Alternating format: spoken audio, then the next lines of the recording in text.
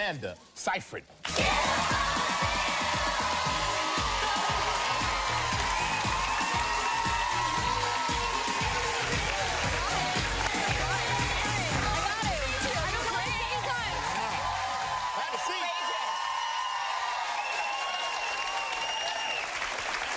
How you doing? How you doing? Pretty good. Doing all right? Yeah, Good. thanks. You know, what I found interesting is that you grew up like around films and watching a lot of film because your dad collects film. Yeah, I always found it really embarrassing. Really? Because he's such an eccentric man. I was always embarrassed because he wasn't the guy that was watching sports with my friends' dads. He was like in his basement trying to like figure out how to fix one of his reels and put it in the projector, and he was like up till 3 a.m. every night reading this big magazine, Big Reel, and trading and selling. Big Reel. There's a magazine about it called Big Reel. Yeah, Big Reel.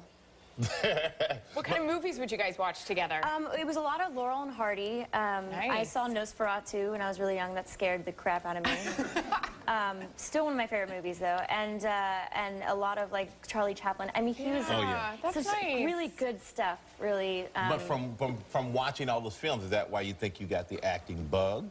I don't think that's why. What do you think? I don't know why. I think I was just born to be like I'm just super extroverted, and I just wanted to entertain in any way, in any medium. And your number one fan is your grandmother, who's 92 years old. Yeah, she's 92. Great genes, apparently. So great. I hope I get there. You will. Stop. The neighbor. Oh, there she is. What do you call her? I call her Nina because I couldn't pronounce Nana when I was little. Oh, yeah. But Nina, I see her a lot. I mean, both of my grandmothers are amazing. They're just, yeah, she's a big fan. But does she give you any advice? Not really. I talk about boys with her. Really? And she just, she gives me the simplest advice ever. I mean, What do you have for me? it's really just about following your heart. It's really basic. But it works. It makes sense, and she'll just listen to me. I mean, she's probably like rolling her eyes at the time. So you give her this long like story, full details, I'm sure, as every girl does, and she just says, "Follow your heart." I'd be like, Yeah. what do you mean?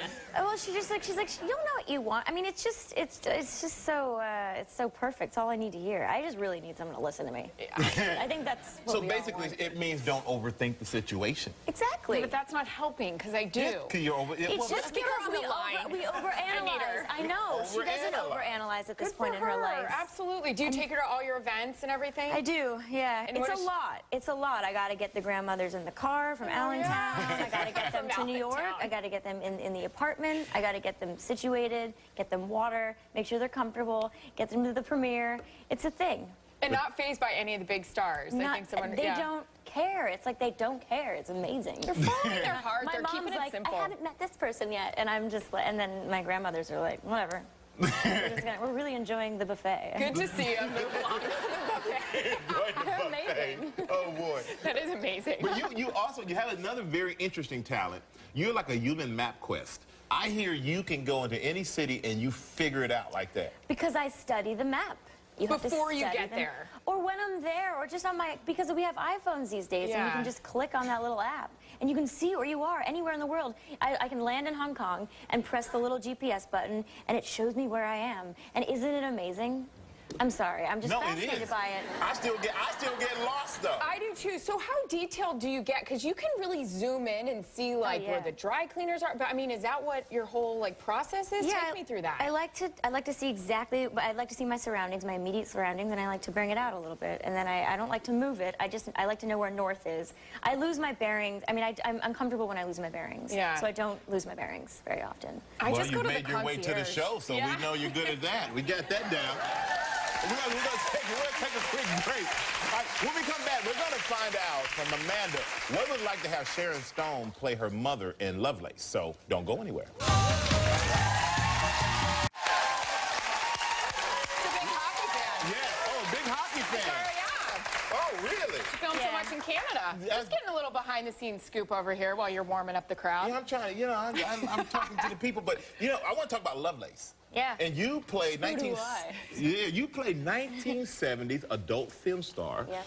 Linda Lovelace, but it's your first time playing a real person. Yeah. So how was that? Was it a little strange? So daunting. I'm telling you, it's like, especially after you meet her. I mean, I met her kids. I know them, and it's such a responsibility to validate her existence. I mean, she tried so hard to speak out against domestic violence, and she was a very big part of the anti-porn movement, and it was a lot, but it was the biggest challenge of my career, and I feel like I can finally say I'm an actor competently. You know what I mean? Is it so hard for you because you want to do that person justice, or you want to do right by them than just a fictional character? Exactly. I mean, yeah. I mean, she had a real life, a real story, a heart, and you want to portray that in the way that she would want me to. Right. Because in a way, when you're in that business, it gets lost. People think you don't have a heart and that you don't have any feelings. And oh God, her story was the opposite of what anyone would expect. Right. It's so,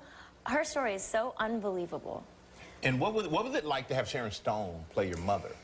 I gotta say, that was, Sharon and I worked together the first 3 days of our shoot, the first week. And I was intimidated just playing the role. And finally, like all the preparation and research I did, and finally starting, getting on set, everything's ready for you, and you just got to go and do it. And I was just terrified because she is a legend. Yeah. Playing my mother, she's a force. But I swear, I knew she was in my corner immediately. She's very maternal, and she was like, she just said the right things, and she got me there. And I swear, she literally slapped me into the role. Like physically? Physically slapped me. No, stop. Go. There is a scene in the movie. You see that their relationship is. I mean, she's got an intense family life, and she's late.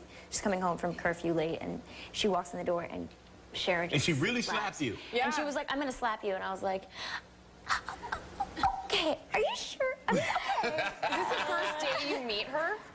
Mrs. Stone, thank you. That felt so. Great. Maybe the second day. I think it was the second. And how many takes did they do? She keeps saying, "Oh, I need to do that again." It only took one to really knock me into the role. Yeah. But I am so grateful for that because there's nothing. I like reality. As much as you can do it without like hurting somebody. I don't mind being slapped because it just really it was real. You're seeing something real. And we're going to take a look at a clip right now. And this is you and a friend are dancing at a roller skating rink, and you meet the man that's going to change your life forever. Yeah, I meet the monster. You meet the monster. Here's Amanda Seyfried in Lovelace.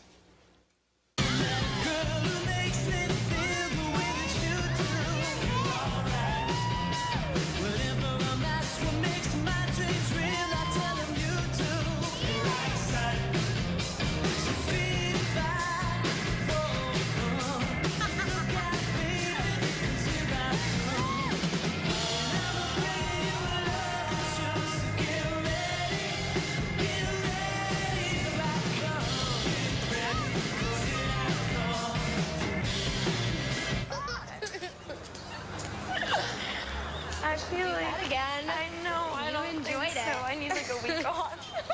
You two move pretty good up there. Thanks. You ever think about doing that professionally? Yeah, right. Yeah. Dancing girls in Vegas, they make $200 or $300 a night. What? Huh, someone would pay that much to see me dance? I would.